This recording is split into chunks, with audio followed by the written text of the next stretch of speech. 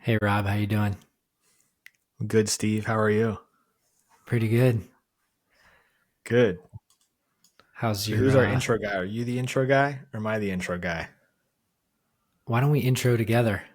Let's just kind of lobby back and forth. A little quick rally intro. Welcome to Bob and Weave with Rob. and Steve. Welcome to the first episode. We are recording here in Boise and in Santa Ana, California. so Rob and I are miles apart, but we're always together. Yep. Um, Maybe we should tell people how we met. I don't remember the day. Do you remember the day? It was June 2nd, 19. No, I don't. I don't remember. I actually don't remember a time you weren't in my life. We met when we were like 5 years old, seven. I don't know. Something like that. Something like 7 years old, summertime. Lived in the same neighborhood. Rob actually, your dad had a house right behind mine, and we could just hop a fence and walk through each other's backsliding doors. Oh, so this is interesting. You might not know about this whole story. So when we first met, my parents were still together and they lived right across the street from the pool. Yeah. And so we met on the swim team. And then I was probably like 12. So this is probably 3 or 4 years after we had met, but we were only summer friends because we went to different schools. Yeah. So we got our break during the winter.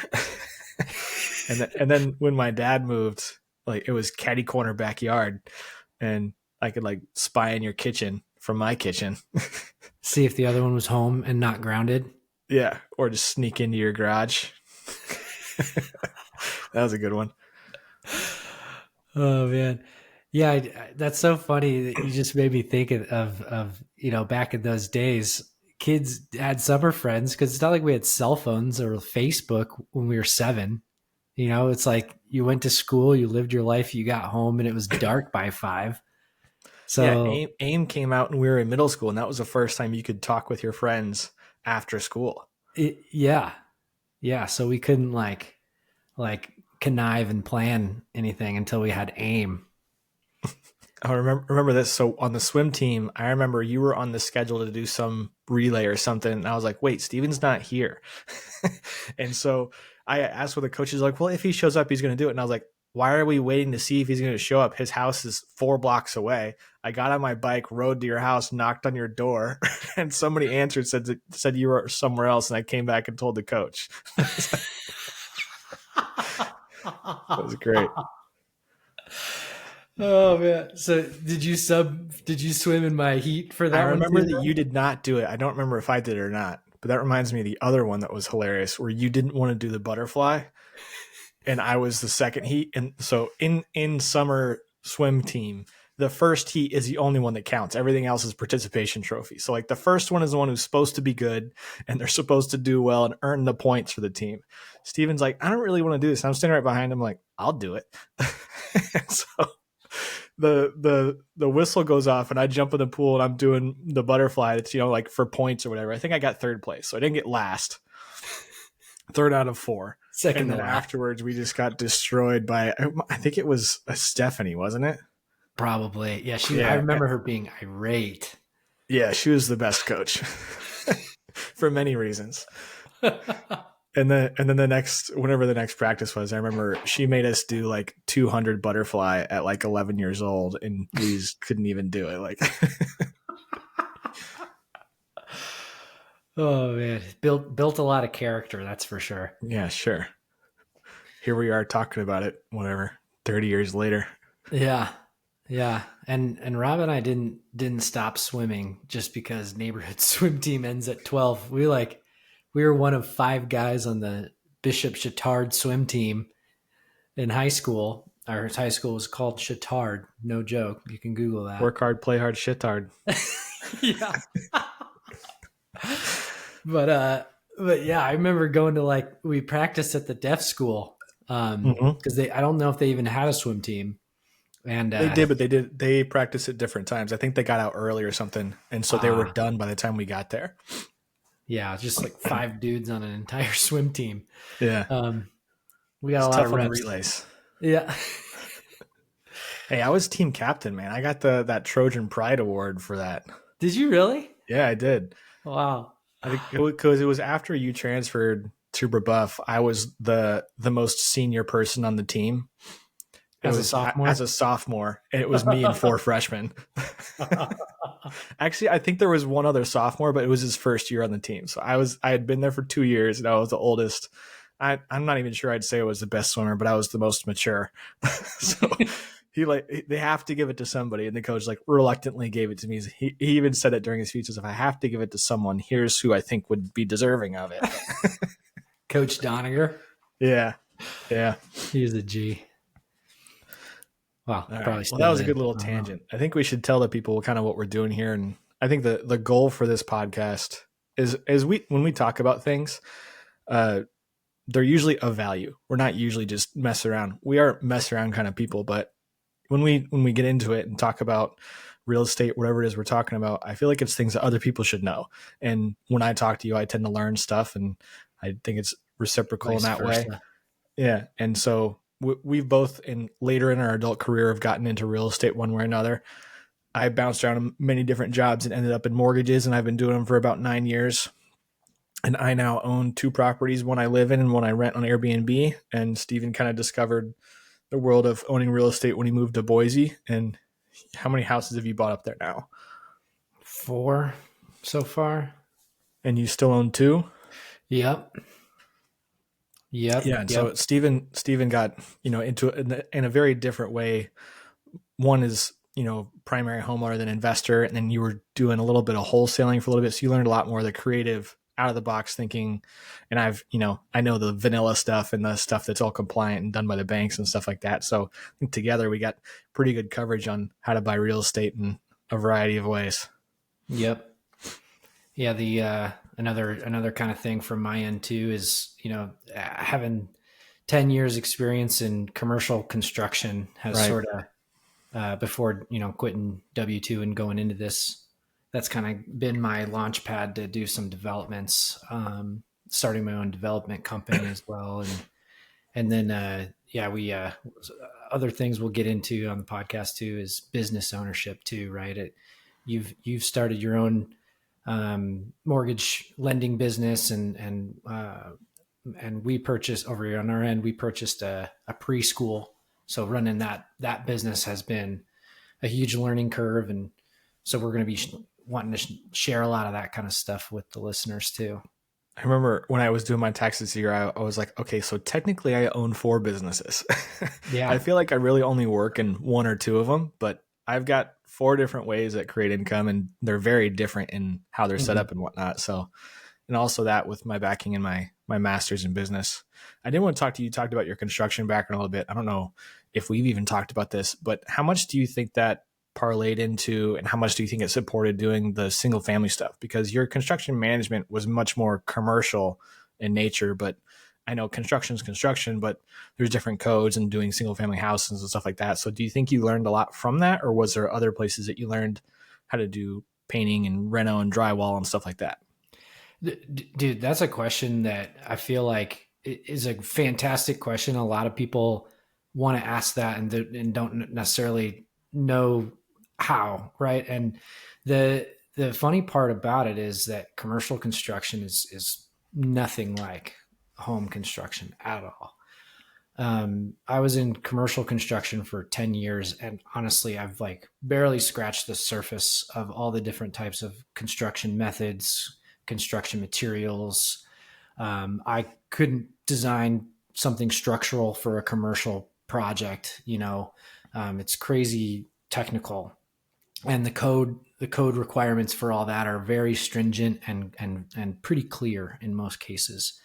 And every different discipline has their own set of code. So when you're in commercial construction and you're managing it like I was, you're not really getting too much into the details of all the code requirements of all those disciplines because they're so technical. You got to have design consultants do that.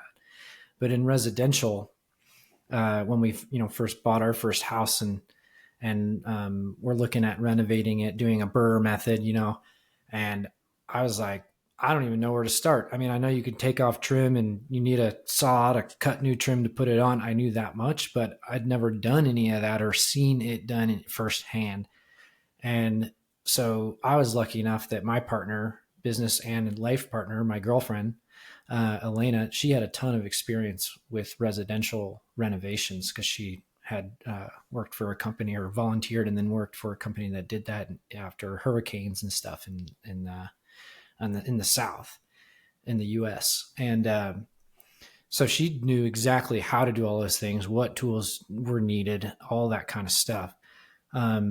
So me having all that commercial management experience did not benefit me at all in residential, other than one big piece, honestly, which is schedule and or sequencing of those different activities. So I was able to help the team with the physical labor myself and with helping schedule all those things and like thinking out ahead 3 weeks.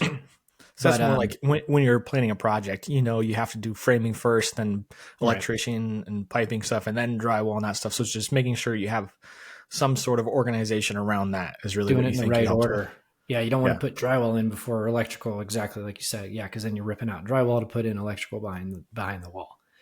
Right. So, but that's all. Most of that's kind of common sense stuff, and home construction is made to be simple so that people can modify their own homes pretty easily. I mean, those MEP trades, the mechanical, electrical, and plumbing, the average Joe shouldn't touch those until they're either really well experienced or licensed, right?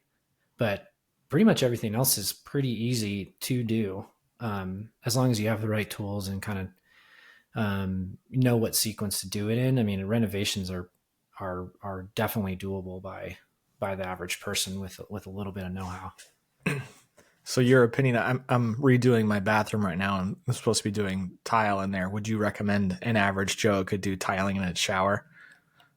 Oh yeah, totally. I would totally sign off on that and recommend. No, I wouldn't. I probably wouldn't recommend somebody who with no tile experience just go and do their bathroom without heavily researching it. YouTube University is something that wasn't available 10 years ago. That is really valuable nowadays. If you're on a budget, then yeah, for sure. If you're watch a ton of videos, really dial it in what you're going to do and take your time. I'm not planning on doing that. I'm not going to be Yeah, doing them, but I'm glad that I've watched the videos I have on renovation so that I kind of understand what these people are going to be doing to my house, you know, yeah, and it's a good way, not every contractor is reliable. Not every one of them is, honest and says they know what they're doing.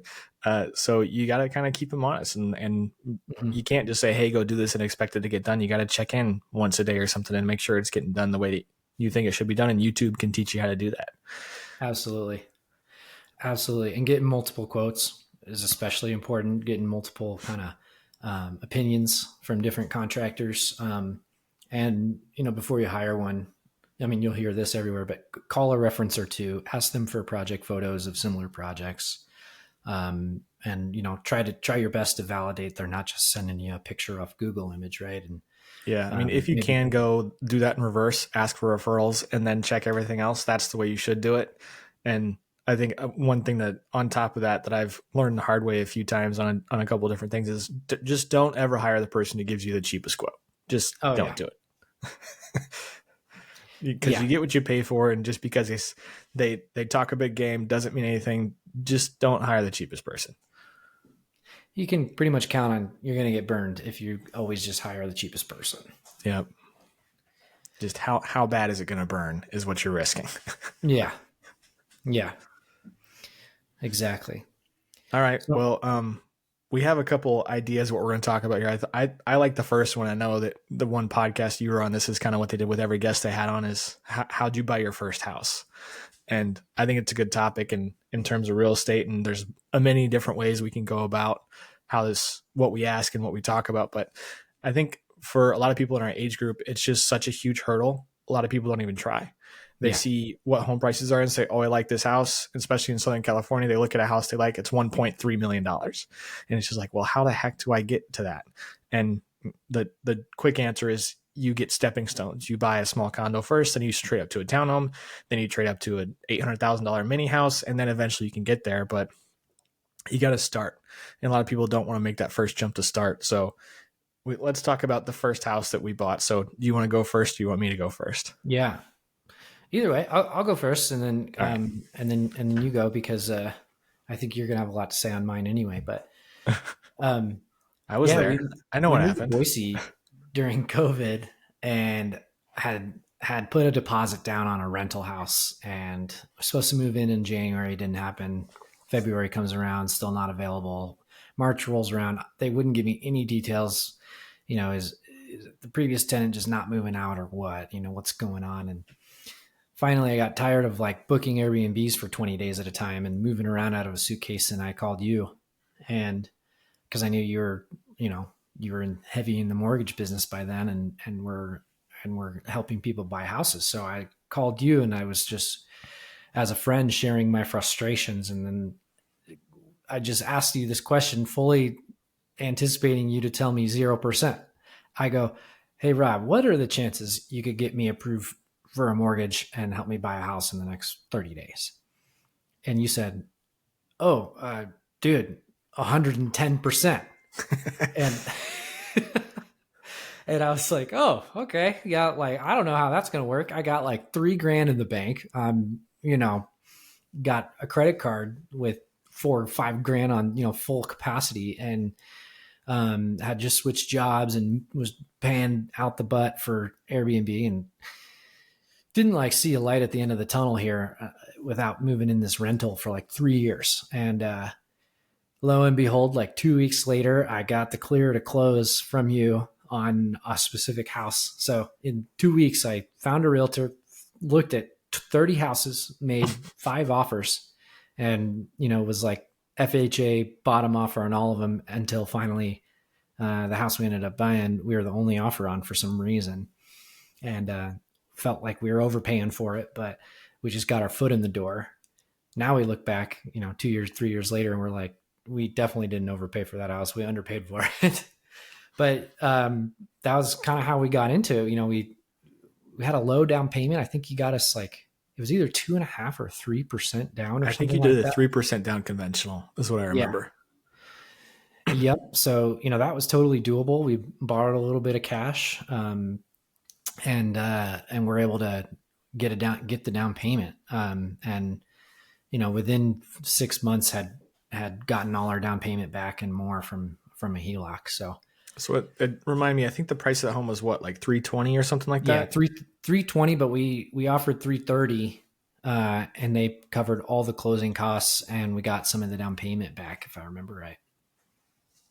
You can't get your down payment back if It was something like that. I don't know. You see, I didn't even pay attention. You were the whiz here. You took care of all that.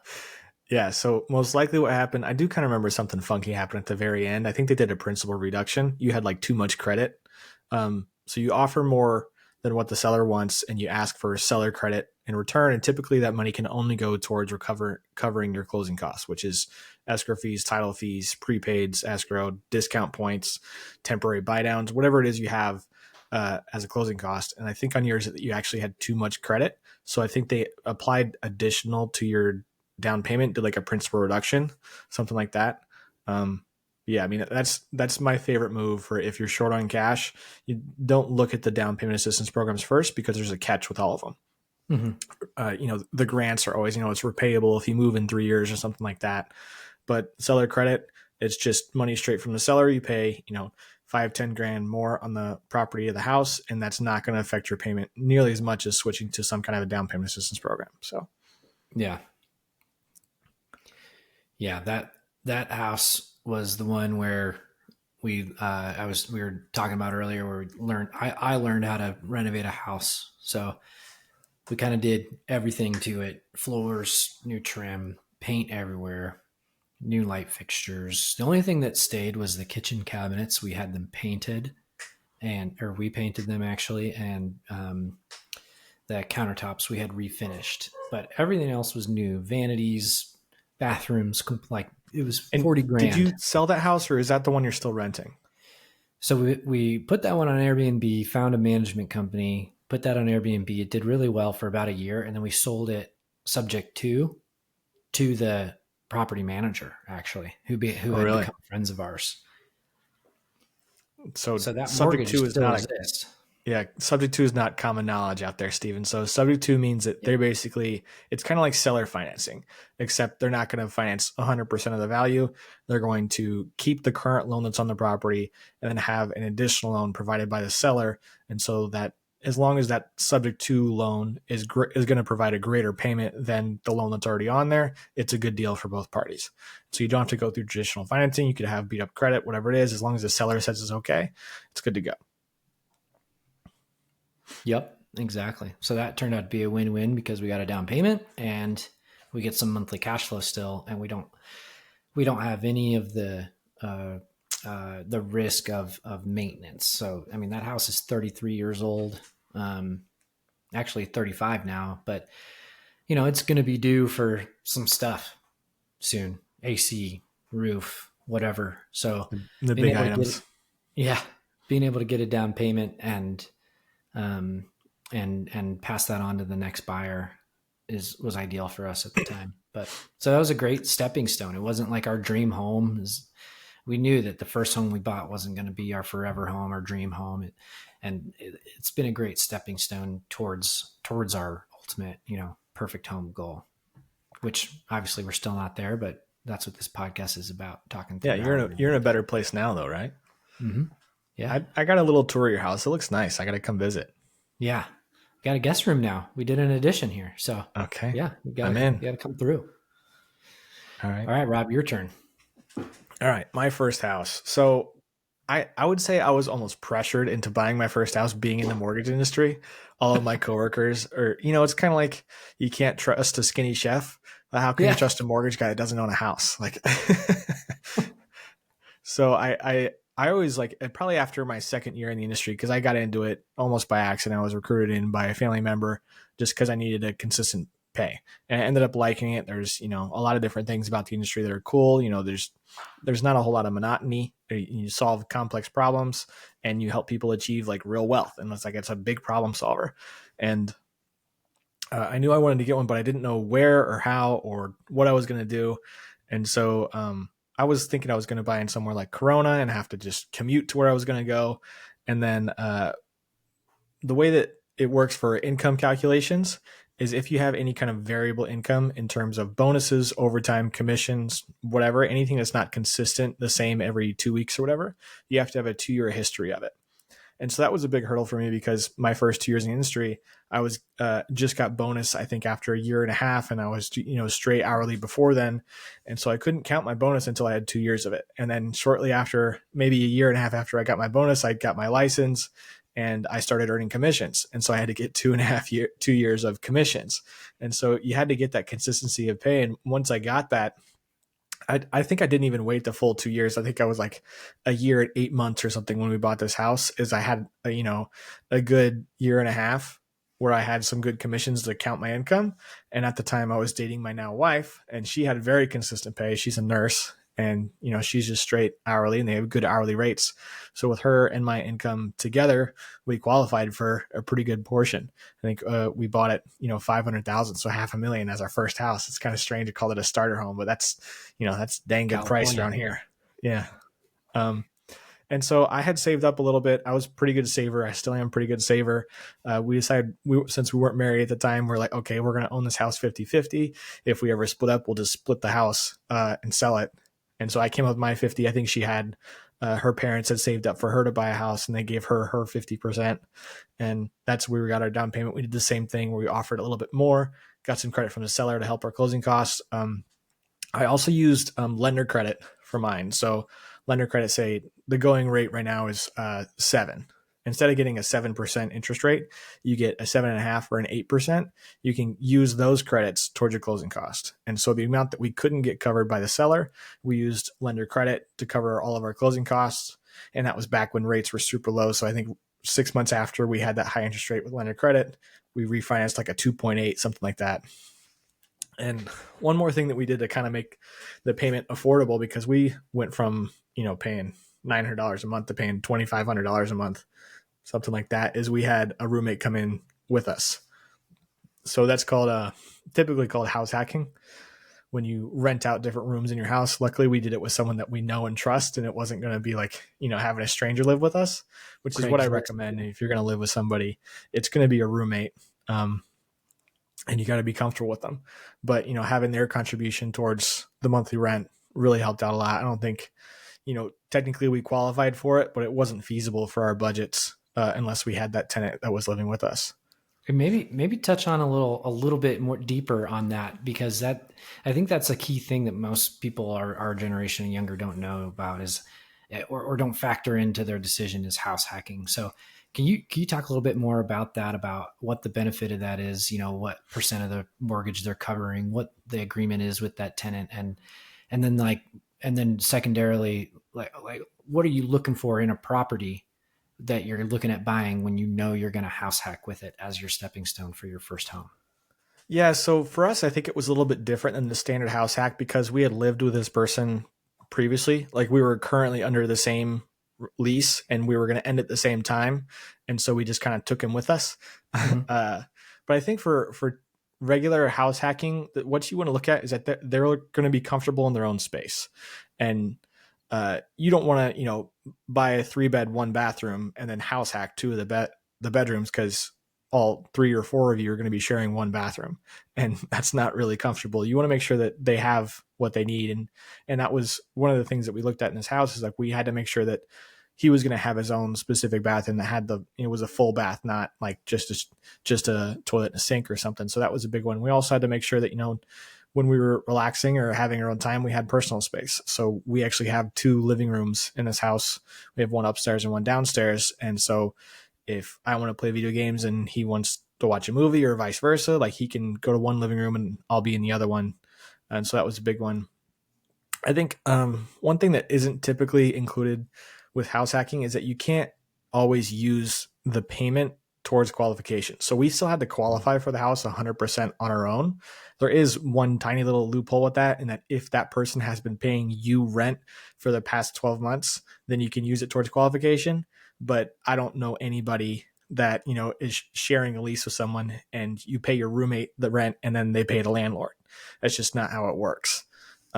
But if somebody does do the long con and that's what you're thinking, that's kind of how you get them to help boost your qualification, is you have them pay you rent and then you pay the landlord the full thing. And then you can use probably, I think it's like 75% of that towards qualification, but it's just so rare. Nobody does it. And you have to think so far ahead.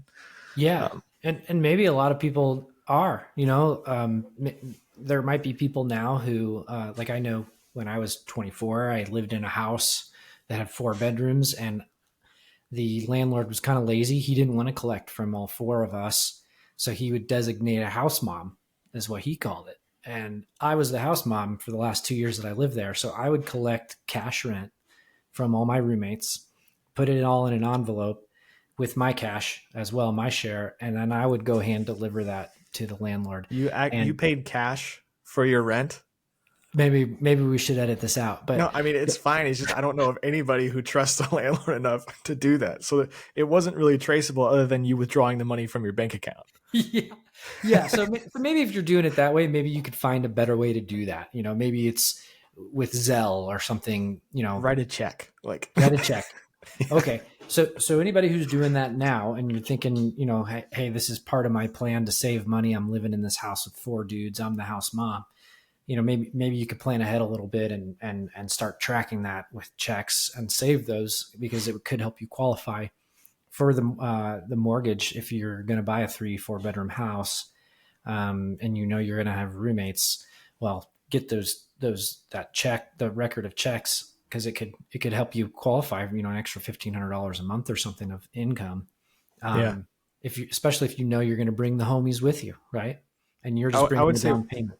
yeah, one more thing on the house hacking, and then I want to parlay it into the next part of that's kind of like house hacking, is you need to be mentally prepared to be a landlord. You're no longer roommates. While you need to have a good roommate relationship where you like take care of household chores together and stuff like that, but you are now in charge of how much that person pays for their housing. So if they're late, you have to be prepared to like come after them and say, hey, you're late. It's not okay. And if they ever do were to go delinquent and stuff, you're their landlord. And you need to know squatters' rights, you need to know landlord rights, stuff like that. And I was very transparent with our tenant when we moved in and said, hey, like, I'm going to give you a sweetheart deal when we move in, but your rents are going to go up. And we had an agreement on when they were going to go up. And I was going to do an analysis on what the market was like. And his rents went up. And when he finally moved out, it was because he ended up moving to St. Louis because the prices were cheaper, and he bought a house out there for like 200,000. But I mean, he's paying the same thing for a $200,000 house as he would have been renting a room in our house. But so yeah, just be mentally prepared that you're going to be a landlord and you have to know those different things. And the second thing I want to talk about is what you mentioned. If you're living in a house with all your homies, it doesn't have to be one of you buys the house and the other one supports that person. You could all buy the house together. My And brother in some just did cases, this. that might be the better way to do it. And I think it's a trend that should, move forward more often, is that you should buy a house with your homies. And then, that's a good way to get equity. And eventually you guys can all spin off, maybe sell it or take some cash out through a HELOC or a cash out refi, and then go off and buy your own homes. But I think the saying that's always in my head is the best time to buy a house was yesterday. The second best time is today. And Mhm. with the way house prices are going up in the vast majority of the United States, it's just better to be in any situation where you own versus renting. Because if I was renting right now, our payment would be probably, I don't know, $2,000-3,000 more a month than what it is. And we've only owned for 4 years, and I can just imagine what it's going to be like in another 4 years. Yeah. And so, I mean, I think if you live with a couple people that are all interested in home ownership, I think it's definitely worth a discussion to talk to them like, hey, do you want to try and buy something together? And I think the most people that I've had on one transaction, I want to say it was 4 different people on the same transaction. Yeah. I totally agree with you. My brother just did that. He went in with two of the homies, so three total homies, all bought a house together. One of them had good income.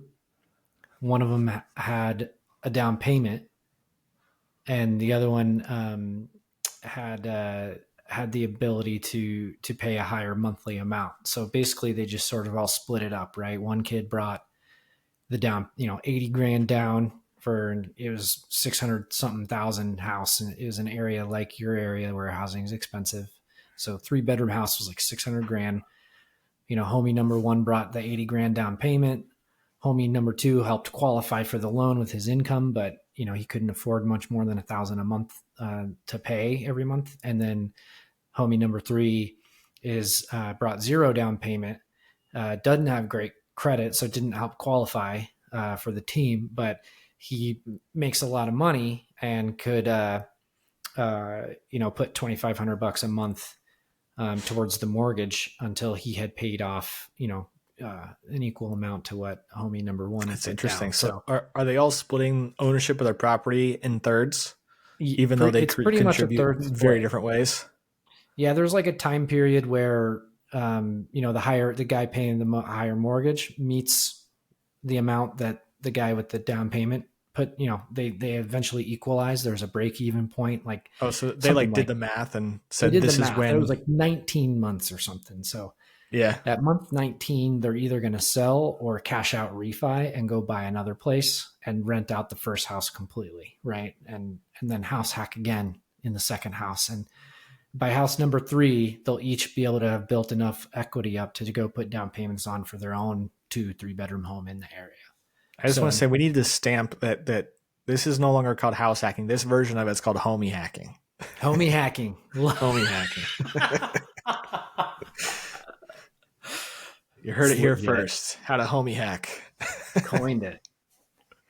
Love I it, think dude. that's the title of Yeah. the episode is homie hacking. Homie hack. Homie hacking. But yeah, I mean, there's a million different ways to skin that cat too, right? I mean, that's one creative example of how a couple of young guys got into a house in a market that's so unattainable to individuals these days. The days of a house costing $6,000 and the average salary per year is 8,000. I mean, those days are over, right? So, I mean, our generation is going to be challenged with if we haven't bought houses yet, right, we're going to have to overcome that challenge with these creative concepts to get our foot in the door. I remember some comedians saying like he used to be able to win a house at a carnival, Yeah. like throwing a dart. Look, babe, I got a 3-bed, 2-bath. Like, Yeah. It's funny because it's true, yeah, it is. Yeah, it's pretty wild, but really, there's always a solution to any problem that we have, as humans, especially in this country. I'm clearly a big fan of it, right? That we have all these opportunities and ways we can get creative to pursue the American dream. So I'm excited to be talking about it with you here every week. yeah. I mean, it just talking about it's giving me more thoughts of things that we should be talking about, but I don't know how much time we're going to spend on one episode. Yeah, yeah. I I think maybe on this first one, let's just keep busting it out and let's see how much we can get. We'll, And we'll let the people decide. We'll start rattling off things that we think are important, and then people will comment or like or text us, or the ones that know us, and say, "Hey, I want to know what the heck that is." yeah, So I yeah. mean, And if there's even if there's something we don't touch on, if people want to hear what we have to say about it, right. and engage in some conversation, that'd be cool too. So the next thing that I think is like the new way to buy houses, I think it's really catching on, and you and I talked about it, is the tiny homes. I Mm-hmm. think that with the working away from work, and people can buy a house wherever, in the middle of Oklahoma, and just get a plot of land and put it down. I think you buy a house on Amazon now for like 30 grand, and people can do that. And I think that's much more attainable than, coming up with a $60,000 down payment for a house in Orange County. Like it's a better alternative. I think there's going to be a lot of new ways with stuff like that where we can kind of spread ourselves out, because I think the whole theory of, the urban mentality and the big cities and stuff like that, it's slowly going away, or it's just becoming less attainable for the vast majority of Americans.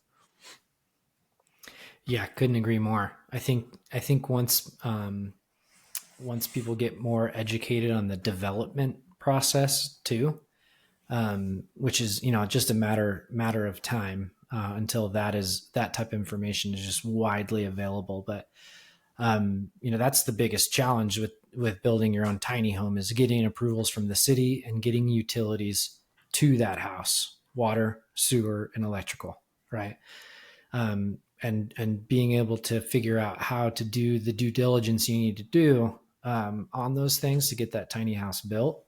That's the biggest challenge. But once you have that figured out, then yeah, it's as easy as Amazon, click click, bang bing bing bing boom, and it's at your house 3 days later, or at your property 3 days later, ready to be hooked up. And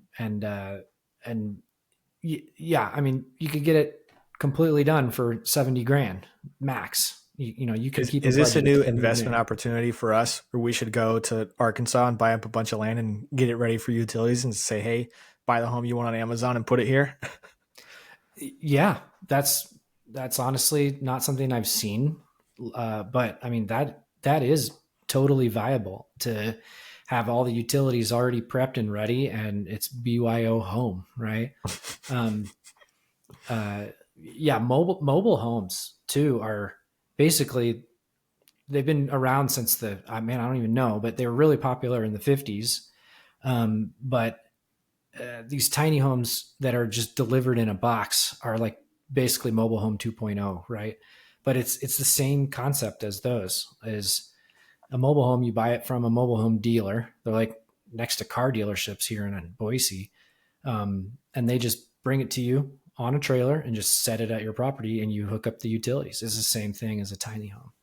All The right. So, difference is, in your opinion, what's the difference between a mobile home and a manufactured home or a prefab home? I think that's more of a Venn diagram than like a totally different types of things, because all mobile homes are manufactured, but you can also have manufactured homes that aren't mobile. They don't have wheels. Yeah, They from come a in. lending standpoint, that's the Mhm, difference. A mobile home, you can pick it up and move it if you want to. A manufactured home is like placed on a permanent foundation. And mhm. so you can turn a mobile home into a manufactured home if you put it on a permanent foundation, like take the wheels off of it and stuff. Yep. Um, but and like and so I would guess I would still consider these Amazon homes manufactured homes. I mean, they have a lot of different names for them now, but it's the same thing. It's just a manufactured home. Yeah, because it doesn't have wheels. It comes delivered with a crane and set down, and you have to pour a foundation for those. Most of them that I've seen. Right. And those So stupid guys on YouTube did what? They just put it on a basketball court. Like, yeah, you don't want to do that. yeah. Yeah, there's some key things. A lot of people don't realize this too, that there's a difference between personal property and real property. Personal property is a car, a watch, jewelry, your dog, um, uh, and a mobile home that's on wheels is personal property. It's not real property, or in other words, a home. It's not viewed as without a foundation. It's personal property. Once you put a foundation on a mobile home and you take the wheels off, and now that mobile home is now fixed, attached, affixed to that foundation. You then have the county assessor come out, validate that that has been done, and then that manufactured home now becomes real property. So you pay property taxes on the value of it now that it's attached, right? Affixed. And So you a can all, mobile home is kind of like an RV yeah, that's a little bit more difficult to drive around. exactly. So if you're selling a piece of property that has a mobile home on it, you're selling two things: the land, and then personal property mobile home. And it's actually pretty rare that you're seeing mobile homes for sale with the land actually included. Yeah, pretty Usually much never. yeah, it's pretty rare. You find it sometimes where somebody bought some land and put their own mobile home, lived there for 50 years, and then now they're selling it. But it's not like commonplace to have a subdivision of mobile homes on their own land. That's not very common. Um, but but uh, but you increase the value quite a bit if you attach that mobile home to a foundation and make it real property. Yeah, that's actually, it reminds me of a common problem that we have around here, especially for first time home buyers, is that there's a lot of homes that people have made to look like regular homes and they're on leased land. So, you could have a prefab or a manufactured home that's on leased land. It's a very different loan type, different lenders, qualification process, all that to get anything that's on leased land done.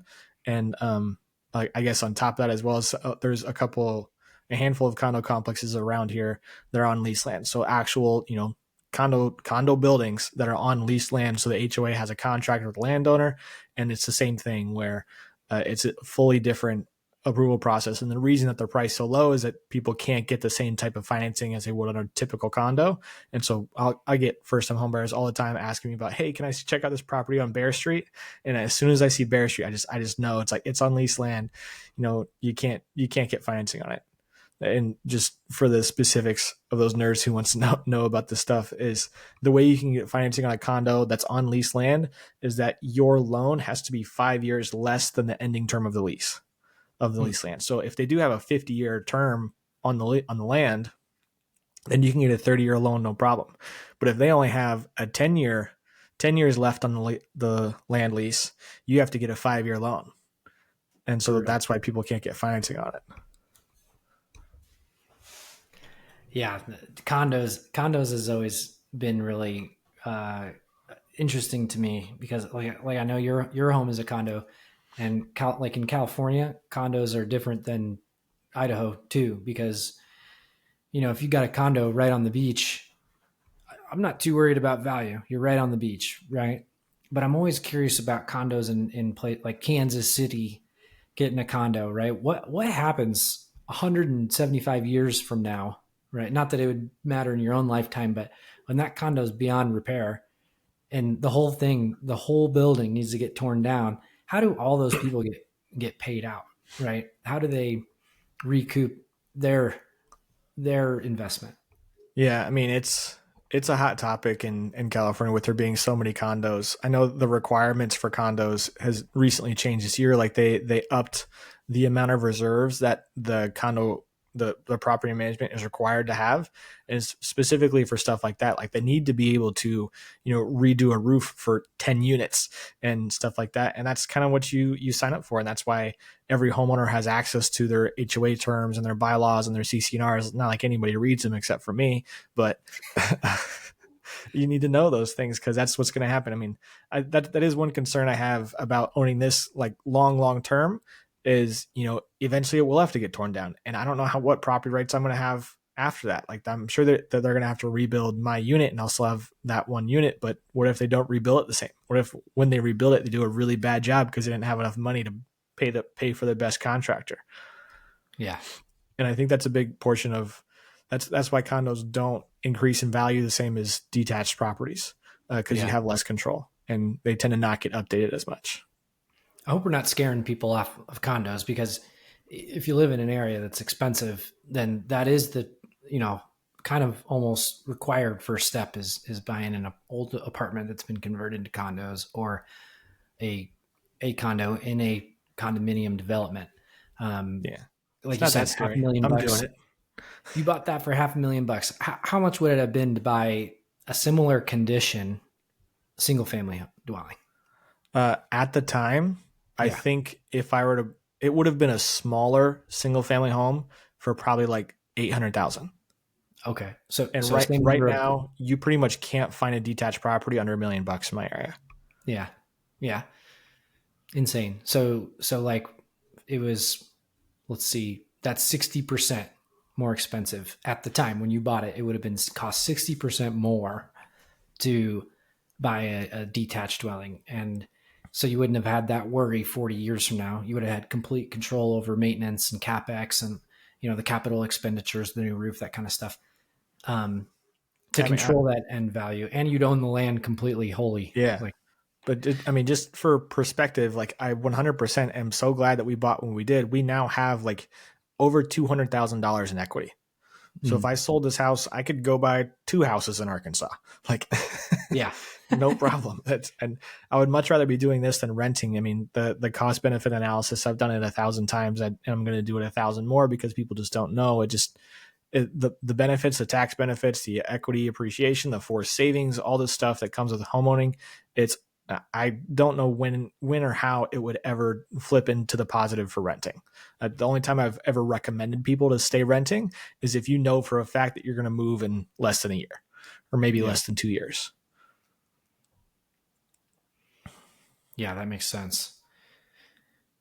That makes a lot I of guess sense. the caveat to that would be if you know you're moving in less than 2 years and you 100% don't want to be a landlord, because that's a good way to build a property portfolio is to buy a house as a primary, live in it for a year, move out, rent that property, buy another one, live in it, rent, and then after a year just keep cycling. And that's how some people build up their portfolios. But it's not for everybody. I understand if you don't want to be a landlord, don't want to deal with that stuff. That's the time I say just keep renting.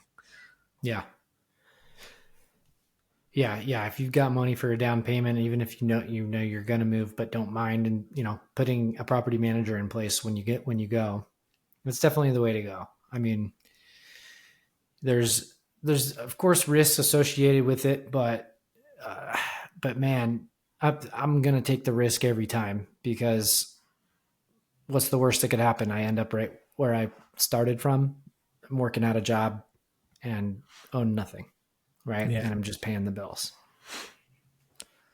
All right, cool. Well, I think that's enough content for today. Our plan is to do this, what we said, every 2 weeks, we're going to put out an episode. Yeah.